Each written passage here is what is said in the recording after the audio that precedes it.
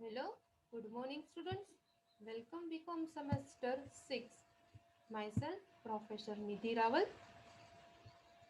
I will take your accounting and corporate governance 2.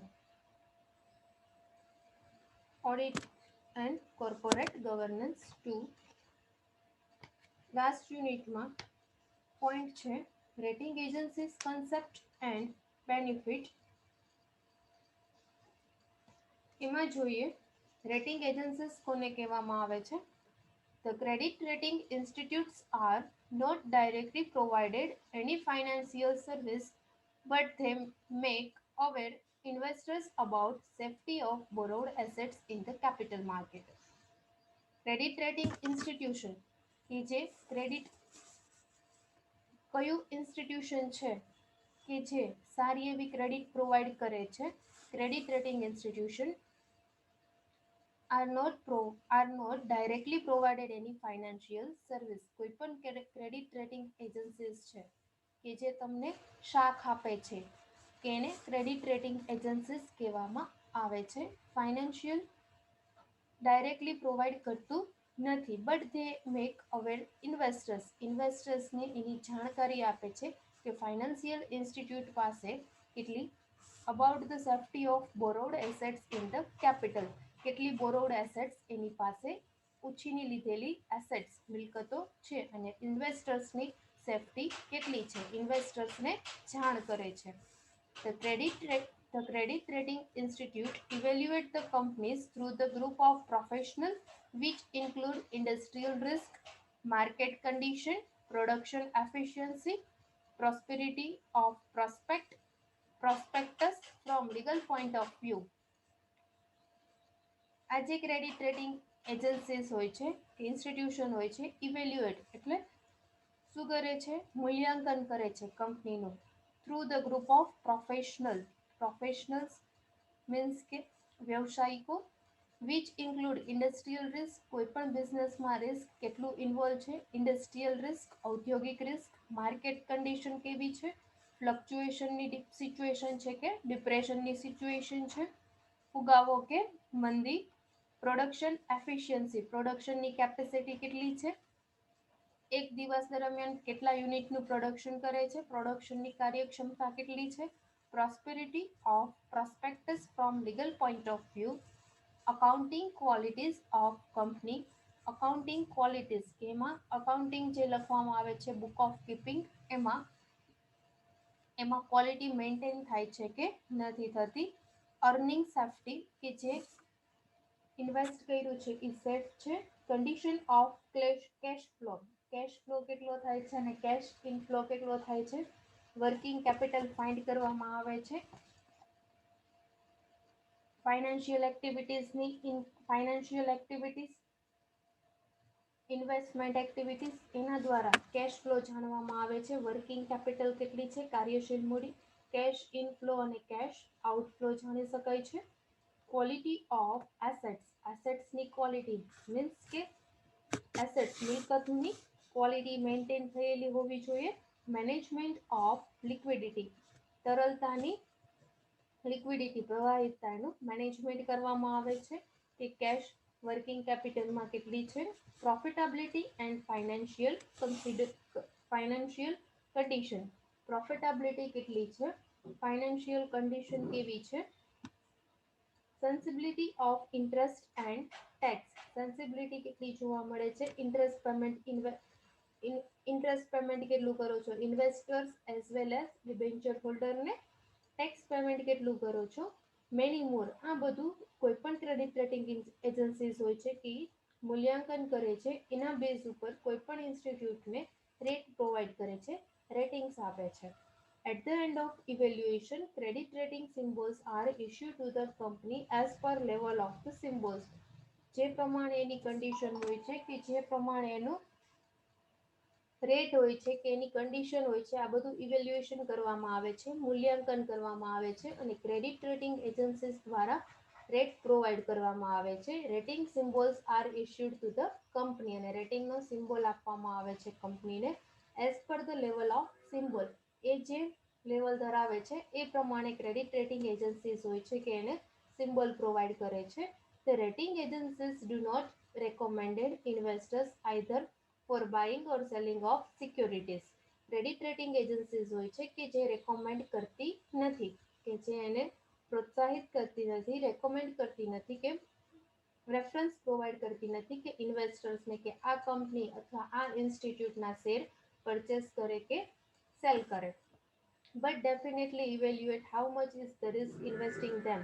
કોઈ પણ investors કોઈ પણ ઇન્સ્ટિટ્યૂટમાં ઇન્વેસ્ટમેન્ટ કરે છે ત્યારે એને શું કરે છે, ડેફિનેટલી ઇવેલ્યુએટ એનું મૂલ્યાંકન કરી આપે છે how much is the risk in investment. તમે જે ઇન્વેસ્ટમેન્ટ કરો છો એમાં કેટલું રિસ્ક ઇન્વોલ્વ છે.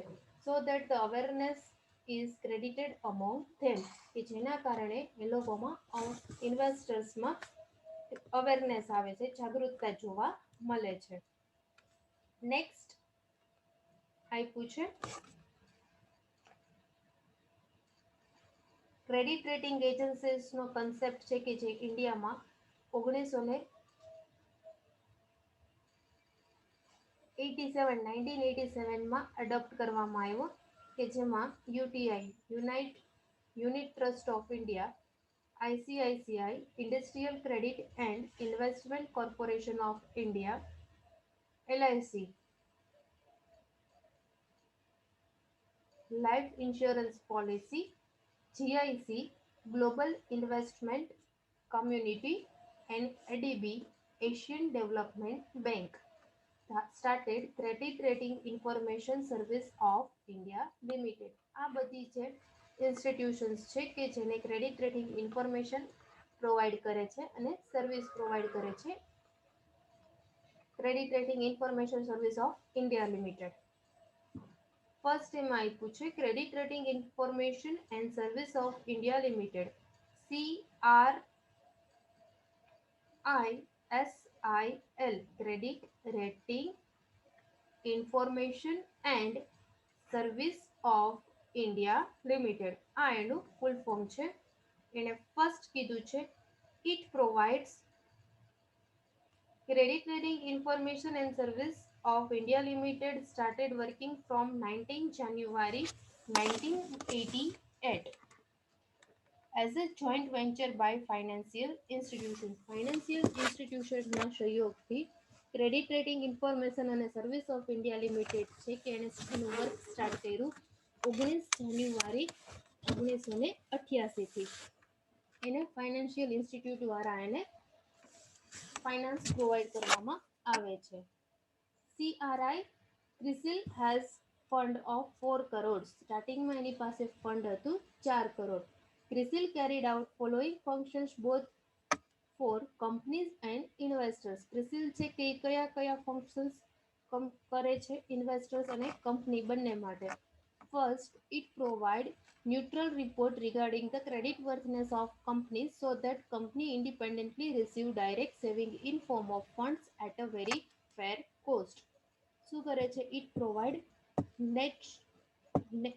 ન્યુટ્રલ રિપોર્ટ એટલે ન્યાયિક રિપોર્ટ બનાવવામાં આવે છે રિગાર્ડિંગ ધ ક્રેડિટ વર્થનેસ ઓફ કંપનીની શાખ કેટલી છે એના રિલેટેડ રિપોર્ટ બનાવવામાં આવે છે. કોણ બનાવે છે? CRISIL, credit rating information and service of India limited.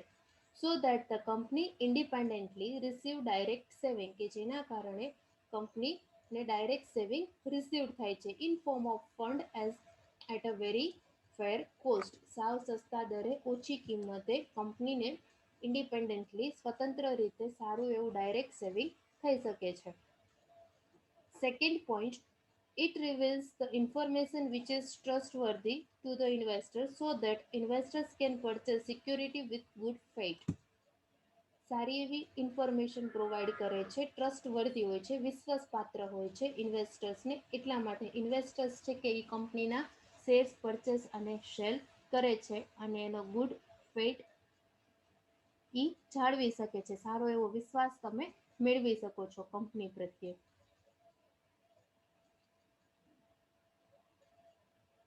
Presently CRISIL function for credit rating.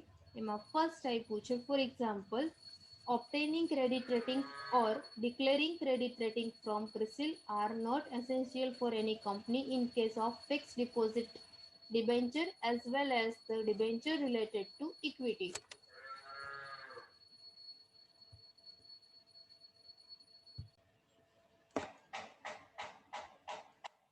For example, obtaining credit rating or declaring credit rating from CRISIL.